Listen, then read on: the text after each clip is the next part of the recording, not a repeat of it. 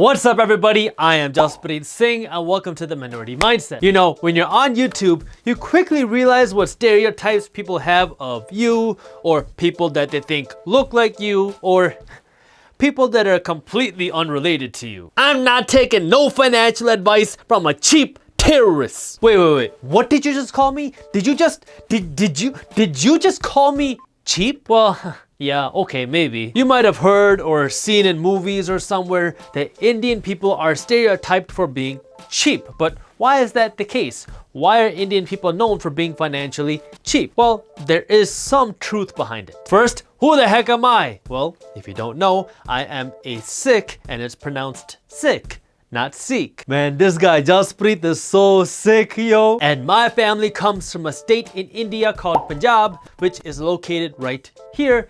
And growing up in America, we believed in a concept of, well, let's call it living below your means. Like, kids will come to elementary school with their new expensive birthday presents and toys and all that. And my birthday present was, well, having a roof over my head. But some years I did get lucky. Some years my parents would take me to Myers, which was our grocery store, and they would let me buy a birthday card. So I would go to the Hallmark section and find a birthday card that I liked, and I would give it to my parents, and then they would buy it, sign it, and then give it back to me. Now looking back, I don't think what we did was financially the smartest thing to do, but in my house and pretty much every other Indian person's house that I knew, it was work, save your money, work, save your money, work, spend a little bit of money, and then save more money. The concept of spending more money than you absolutely needed to was not allowed. Like, why the heck would you go to a restaurant and pay $20 for food when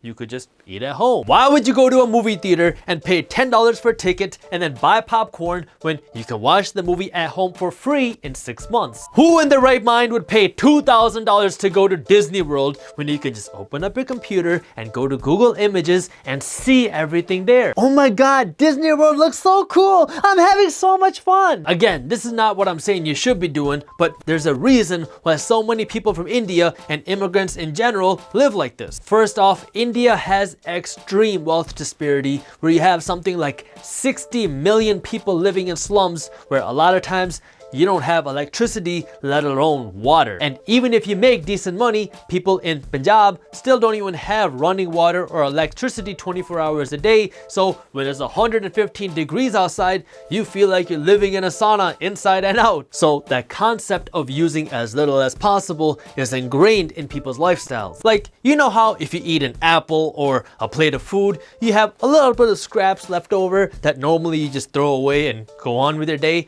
Well, if I did that in India at our family's house, my grandfather would flip because you're wasting precious food. I mean, you can reuse it. Go give it to the animals outside. And so then after living like this, you go to a new country where now you start back from scratch with nothing at all, and you have to build your way up. And as you're building yourself, you also have to support your family in India.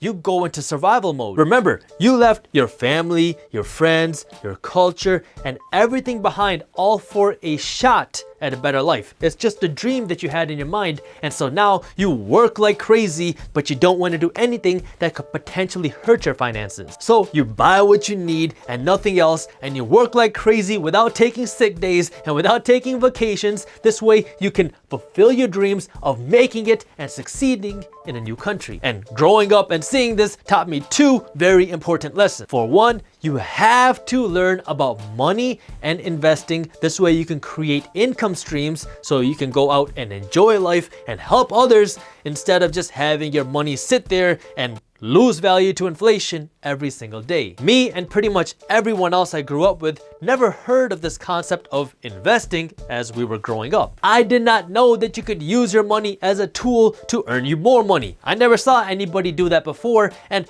this is why I talk about investing so much on our channel, because nobody teaches this, and it's so important for you to build yourself financially. And this way, you don't have to work yourself into the ground to save money just for the purposes of saving it. I'll give you a quick story. When I was in college and I was looking at investing in real estate, I talked to my dad about it and he got furious because to him, investing was just like gambling. Yeah, investing does have inherent risks, but you can mitigate your risks by learning. And do you really want to spend 12 hours a day every day for the rest of your life working? Probably not. When I was growing up, I was always told, don't worry about money and don't talk about money because it's bad or it's evil. But this is why it's so important to learn about money so you don't have to kill yourself working for it. And second, you get what you pay for. Since we're talking about real estate investing, let's stick with that. There's a difference between cheap work and quality work. Sometimes people can get so focused on worrying about getting the best deal that you completely ignore the quality of the work. I've tried cheap work thinking that it's gonna be a good investment because I'm gonna pay less, but what ends up happening is you find somebody super cheap to do the work and then you have to spend your time to make sure that they do the work, and then you have to constantly make corrections, and then you have to keep paying these additional charges for new work that the contractor didn't know was there somehow. And then 6 months later, you have to pay to do all of the work again because everything fell apart. And so then you end up spending 2.5 times what you originally expected it was going to cost when you could have just gotten quality work done the first time, saved the headache, and saved money in the long run. In other words, there's a difference between being cheap and being stupid, and I already made a video explaining this and I'll link it in the description below. But now I want to hear from you. Is this story something that you can relate to? Let me know in the comments below. Thank you for watching. If you enjoyed our video, hit that thumbs up button and share it with one friend so we can help spread the word.